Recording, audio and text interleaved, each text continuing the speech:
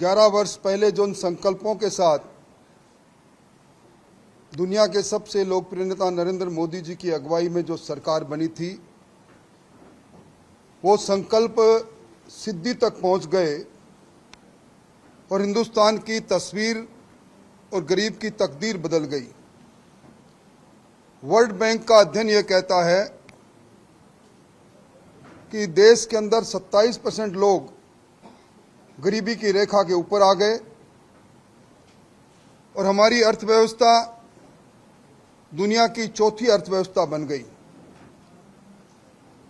इस सिद्धि के अंदर ऑपरेशन सिंदूर, जिसने दुनिया के सामने बदले हुए हिंदुस्तान की तस्वीर रखी और एक बार दुनिया के सामने स्वाभिमान हिंदुस्तान ने बता दिया कि उसकी सरहद और जीरो टॉलरेंस आतंक के विरुद्ध में, उसकी नीति के विरुद्ध में अगर कोई देश काम करेगा तो उसको भुगतान करना पड़ेगा।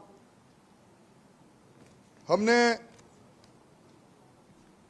22 अप्रैल को जो घटना हुई थी पहलगांव की, ऑपरेशन सिंदूर के 22 मिनट में उस आतंकवाद के 9 ठिकानों को नस्ते नबूद करके और पाक की सरहद में 170 किलोमीटर अंदर जाकर जो हिंदुस्तान की सेना ने किया, वो सब आपके सामने है। ऑपरेशन सिंदूर के अंदर प्रधानमंत्री जी ने एक बात कही थी, लहू और पानी अब साथ साथ नहीं बहेगा। 1960 का सिंधु घाटी समझौता, जिसको इंडस वाटर ट्रीटी कहते हैं, वो पहली बार हिंदुस्तान ने रद्द किया। 1960 के अंदर तत्कालीन प्रधानमंत्री जवाहरलाल नेहरू और अयूब खान के बीच में जब समझौता हुआ था, उस समय हमारे पूर्वी नदियां रावी, व्यास, सतलुज, इनका पानी हिंदुस्तान के पास और पश्चिमी नदियां सिंधु, चिनाब और झेलम, इनका पानी पाकिस्तान को देने की सहमति बनी थी। यानी कुल मिलाकर हिंदुस्तान के बेसिन के अंदर जो पानी था, जहां हिंदुस्तान के से जो उद्गम होने वाली नदियां थी, उसका 80% पानी पाकिस्तान को गया और साथ में वहां इंफ्रास्ट्रक्चर डेवलप करने के लिए पैसा भी गया। मैं ये बात इसलिए कह रहा हूं कि ये जो सिंधु जल समझौता रद्द हुआ है, इसके बड़े दूरगामी प्रभाव राजस्थान की अर्थव्यवस्था पर पड़ने वाले हैं। इसका सबसे ज्यादा फायदा राजस्थान, पंजाब, गुजरात और जम्मू कश्मीर को होगा। हमारे पास आप सबको मालूम है कि इंदिरा गांधी नहर परियोजना में 649 किलोमीटर मुख्य नहर बनी हुई है।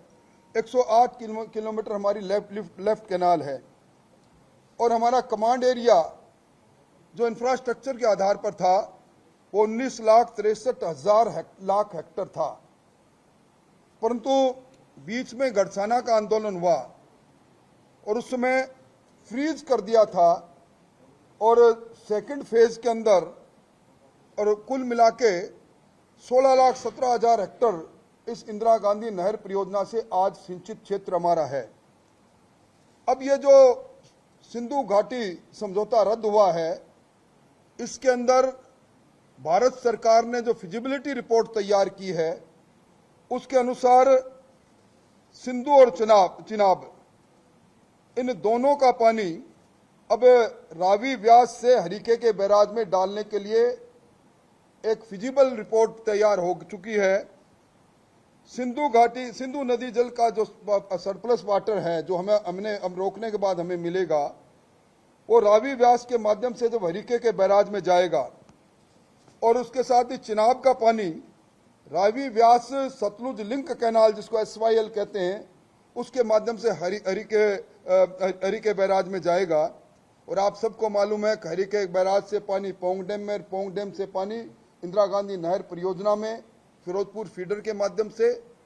ये पानी जब सबसे पहले जिस सरहद में आ रहा है वो राजस्थान में आ रहा है और इसके लिए प्रारंभिक तौर पर 200 किलोमीटर नहर और 12 सुरंग बनाई जाएगी और सिंधु नदी बेसिन का पानी हिंदुस्तान उपयोग जब करेगा तो राजस्थान की अर्थव्यवस्था में बड़ा आमूलचूल परिवर्तन आएगा। हरिके बैराज से पानी हरियाणा होता हुआ राजस्थान के आईजीएनपी सिस्टम में आएगा और उसके साथ ही जो यमुना जल में जो समझौता हुआ है उसके अंदर भी ये पानी आएगा। मैं ये बात इसलिए कह रहा हूं कि इस राजस्थान की जो अर्थव्यवस्था है, जिसको 350 बिलियन डॉलर की अर्थव्यवस्था बनाने का संकल्प डबल इंजन की सरकार ने ले रखा है, आज राजस्थान की जीडीपी के अंदर कृषि क्षेत्र का योगदान 2024-25 के अनुमान के अनुसार 26.92% है।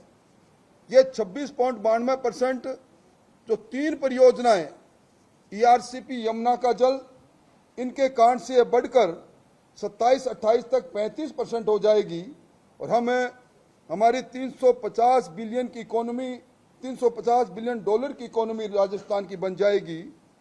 इसके साथ ही मैं ये भी बताना चाहता हूं कि आपने इस बार बजट में भी देखा होगा कि हमारी जीडीपी राजस्थान की किस गति से बढ़ रही है। हिंदुस्तान की अर्थव्यवस्था चौथी अर्थव्यवस्था बने, उसमें राजस्थान का बहुत बड़ा योगदान रहेगा। आज हमारी जीडीपी प्रचलित मूल्य के दर पर 2023-24 के आधार पर 12.02% और स्थायी मूल्य पर 7.82% बढ़ी। ये प्रति व्यक्ति आय भी इस डबल इंजन की सरकार में इस छोटे से कालखंड में 11.04% बढ़ी।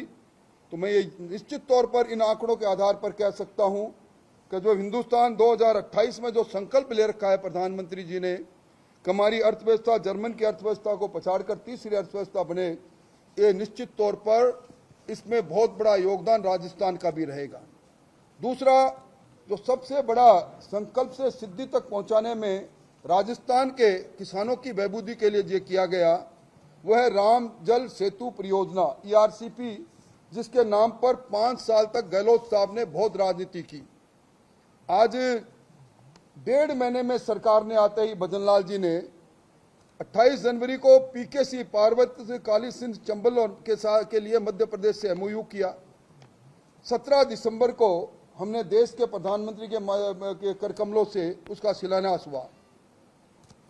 इस परियोजना में आपको मालूम है राजस्थान का 40% हिस्सा 17 जिले, 3 करोड़ 25 लाख की जनसंख्या और 4,03,000 हेक्टेयर में सिंचाई। राजस्थान को जो एमओयू हुआ है, जिसकी चर्चा कई बार कांग्रेस के लोग सदन और सदन के बाहर करते हैं, उनकी जानकारी के लिए बताना चाहूंगा 4,102 मिलियन क्यूबिक पानी मिलेगा। ये जो बात मैं इसलिए कह रहा हूं कि ये जो राम जल सेतु परियोजना है, ये निश्चित समय में धरती पर उतरेगी। आज की तारीख में जब मैं आपसे बात कर रहा हूं 9,446 करोड़ के काम प्रगति पर है और 12,674 के काम निविदाएं आमंत्रित करके आगे बढ़ रही है। ये इस परियोजना में अलग अलग कई बांध बनेंगे जिनका जिक्र मैं नहीं करना चाहता, पर यह कह सकता हूं कि ये भी हमारे राजस्थान की कृषि की अर्थव्यवस्था में बहुत बड़ा एक मील का पत्थर साबित होगा। इसी प्रकार यमुना जल, जो 34 वर्ष पहले भैरू सिंह जी ने जो सपना देखा था, वो 17 फरवरी को सरकार के बनने के कुछ माह बाद ही केंद्र सरकार राजस्थान और हरियाणा के अंदर संयुक्त डीपीआर बनाने के लिए समझौता हो गया और अब इसके लिए चूरू के अंदर हंसियाबास एक गांव है, उसमें बड़ा डैम बनाने के लिए 342 हेक्टेयर की भूमि की आवप्ती का काम भी लगभग पूरा हो रहा है। ये ताजावाले से शेखावाटी चूरू सीकर झुंझुनू में पानी आएगा, 54,400 करोड़ लीटर आएगा और 20,000 का प्रोजेक्ट ये भी समय पर पूरा होगा। ये ताजावाले हेड से 3 अलग अलग पाइपलाइन से पानी आएगा और ये भी आपको स्मरण होगा कि कांग्रेस पार्टी इसके बारे में कई प्रकार की टिप्पणियां करती है, पर वो ये नहीं बताती हरियाणा के चुनाव में कांग्रेस ने घोषणा पत्र में ये कहा था कि अगर कांग्रेस सरकार हरियाणा में बनती है तो यमुना जल समझौते को हम सिरे से खारिज करेंगे। और इसी प्रकार पंजाब के अंदर कांग्रेस ने अपने चुनाव घोषणा पत्र में कहा था कि अगर कांग्रेस की सरकार बनेगी तो 1985 के उस समझौते को, जिसको लोंगेवाला अकॉर्ड भी कहते हैं, जिसमें हमें 8.6 MA पानी हमें मिलता है पोंग से, उसको हम रद्द करेंगे।